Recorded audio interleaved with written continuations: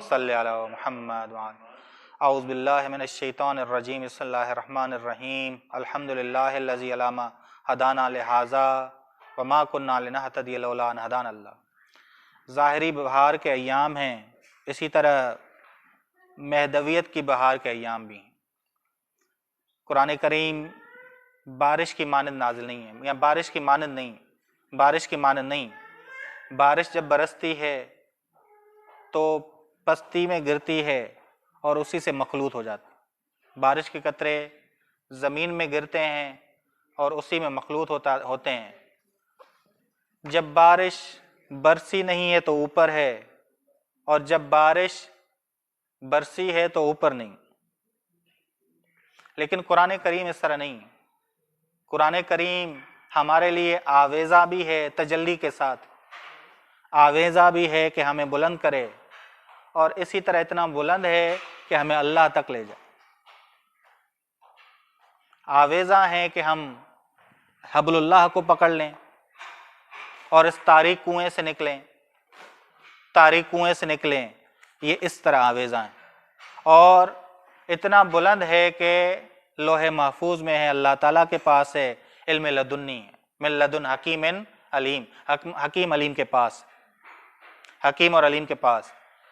بس شروعات قرآن کی عربی ہے، عربی کی رسی کو پکڑنا ہے، اور اختتام قرآن کا اگرچہ یہ سفر ختم ہونا نہیں ہے لیکن لکھا اللہ ہے، لکھا اللہ ہے۔ ٹھیک اس کتاب سے جو رفتار ہے ہماری، سلوک ہے ہمارا، وہ دوسری کتابوں کی مانند نہیں۔ نہ کریں۔ دوسری کتابوں کے مطالعہ کرنے میں ہم کیا کرتے ہیں؟ دوسری کتابوں کے مطالعے میں ہم نے یہ کرنا ہے کہ فلاں بول کیا رہا ہے، یہ نہیں دیکھتے کہ فلاں بت پرست تھا، جیسے گاندھی بت پرست تھا، وہاں کیا دیکھتے ہیں آپ؟ کیا کہہ رہا ہے وہ؟ اگر ایسا مطلب بیان کر رہا ہے جو قرآن کے مطابق ہے، ہم نے اسے قبول کرنا ہے، وہ حکمت ہم نے لینی ہے۔ اگر کوئی گاندھی بیان کر رہا مطلب امام حسین کے لحاظ سے سر تسلیم ہے کم، ہم کہیں گے کہ ہاں ہم آپ کی بات مانتے ہیں، آپ کو مربی نہیں مانتے، ہم آپ کو امام نہیں مانتے۔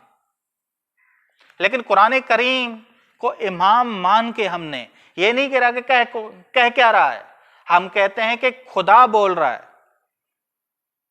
بولنے والا خدا ہے، تشریح کرنے والے محمد اور آل محمد ہیں۔ بس قرآن کی طرف جب ہم آتے ہیں تو ہمارا رویہ، ہمارا عقیدہ، ہماری سوچ، ہمارا عمل، سارا کچھ بدل جاتا ہے، سارا کچھ بدل جاتا ہے۔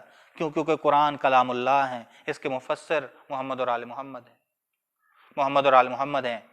ہم شکل قرآن ہیں یہ حضرات۔ بس اگر قرآن کی آیات کو ہم چومنا چاہیں، ہم کیا عقیدہ رکھتے ہیں کہ چومیں تاکہ روحانی سکون بھی ملے، جسمانی سکون بھی ملے۔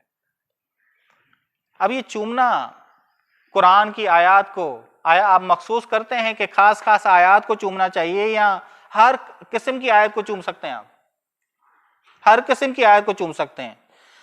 جس آیت میں فرعون کا ذکر ہوا ہے اسے بھی چومیں آپ، جس آیت میں اصحاب کہف کے کتے کا ذکر ہوا ہے اسے بھی چومیں آپ، جس آیت میں رسول خدا کا ذکر ہوا ہے، جناب موسیٰ کا ذکر ہوا ہے، اسے بھی چومیں آپ۔ بس ایسا نہیں ہے کہ جہاں فرعون کا ذکر ہوا ہو خدا منع کر دے کہ اسے نہ چومیں۔ بس یہ ذہن میں رکھیے گا، کیونکہ کلام کس کا ہے، ہم مد نظر کسے رکھتے ہیں؟ یہ کلام اللہ ہے۔ بس جوں ہی ہمارے سامنے قرآن آئے تو ہماری رفتار، ہمارا سلوک عام کتاب جیسا نہ ہو، عام کتاب جیسا نہ ہو۔ اللہ تعالیٰ نے کہا ہے کہ وضو کے بغیر اس کو چوم نہیں سکتے، وضو کر کے آؤ، با ادب بن کے آؤ، با ادب بن کے آؤ۔ بس ہم وضو کریں، کیونکہ ہم سمجھتے ہیں کہ قرآن بارگاہ الہی میں ہم جا رہے ہیں، کبھی ہم خدا سے بات کریں گے، کبھی خدا ہم سے خطاب کرے گا۔ کہ حفص کہتے ہیں کہ امام موسیٰ کاظم علیہ السلام کو میں نے دیکھا کہ امام موسیٰ کاظم علیہ السلام قرآن کی اس طرح تلاوت کیا کرتے تھے کہ جیسے کوئی امام سے بات کر رہا ہے یا امام خود ان سے بات کر رہے ہیں. جہاں خدا کہہ رہا ہے یا ایھا الذین آمنو تو وہاں خدا بات کر رہا ہے. ہم کیا کہیں؟ لبیک. تبھی مستحب ہے کہ جہاں بھی یا ایھا الذین آمنو آیا ہے تو تم جواب دو لبیک. جہاں بات ہو رہی ہے ربنا ظلمنا انفسنا وان لم تغفر لنا وترحمنا لنکونن من الخاسرین، کون بات کر رہا ہے؟ ہم بات کر رہے ہیں. سننے والا کون ہے؟ اللہ تعالیٰ. ربنا انک جامع الناس لیوم لا ریب فیہ. بس کون بات کر رہا ہے؟ بندہ بات کر رہا ہے. بندہ بات کر رہا ہے. بس ہم یہ خاص اہتمام کے ساتھ قرآن کریم کو پڑھیں. امام زمانہ علیہ السلام کا منتظر، اس کا تعلق قرآن کریم سے ایسا ہو، شدید ہو، گہرا تعلق ہو کہ وہ عاقل ہو، عادل ہو، جہالت سے دور ہو. جہالت سے دور ہو، قرآن کو سمجھنے کے ذریعے وہ عاقل اور عالم ہو، اس پر عمل کرنے کے ذریعے گمراہی سے دور ہو، گمراہی سے دور ہو. بس امام زمانہ روایات میں ہیں عاقلوں کے امام ہیں، جاہلوں کے امام نہیں. عقلاء کے امام ہیں. عقلاء پر حکومت کرنا آسان تر ہے. کتنی بھی زیادہ تعداد کیوں نہ ہو عاقل پہ حکومت کی جا سکتی ہے، لیکن جاہل جتنے کم ہوں حکومت کرنا مشکل تر ہو جاتی. کیوں گریا کرتے تھے امام حسین؟ اتنے دعوے دار ہونے کے باوجود امام کنویں میں اپنے راز بیان کرتے تھے. وجہ کیا؟ کنویں میں کیوں امام اپنے راز بیان کرتے ہیں؟ کیوں امام نے سوال کہا کہ سلونی سلونی قبل ان تفقدونی، لیکن سوال کرنے والا کوئی نہیں تھا؟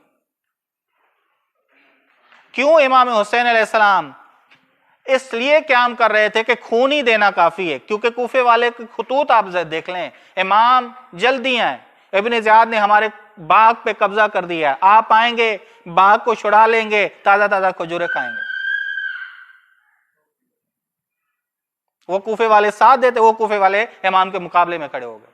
ایسے لوگ دنیاوی لالچوں میں ابن زیاد کی لالچوں میں گر گئے کہ باغ کیا، ابن زیاد نے لالچ دی باغ کے مالک کو، ایک باغ نہیں 5 باغ میں تو دوں گا، جاؤ حسین کو قتل کر کے آؤ، امام حسین سے لڑ کے آؤ. امام حسین کے مقابلے میں کھڑے ہو گئے. بس ایسا نہ ہو کہ منتظر ہوں لیکن ہمارا کردار جنگ ہو امام زمانہ علیہ السلام سے، ہمارا کام جنگ ہو امام زمانہ علیہ السلام سے. بس منتظر کبھی جنگ نہیں کر سکتا امام سے.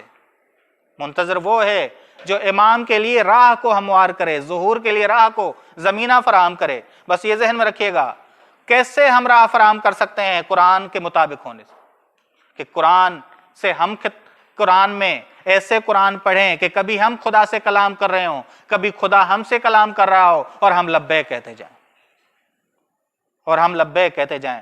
بس ایسے بنیں گے تو منتظر امام زمانہ ہوں گے، اور امام زمانہ عاقل پر ہی حکومت کریں گے، عقلاء پر ہی حکومت کریں گے. بس خدا ہمیں عقلاء میں سے قرار دے، لقومی یعقلون میں سے قرار دے، لقومی یؤمنون میں سے قرار دے. وصلی اللہ علی محمد اہل بیتہ الطیبین.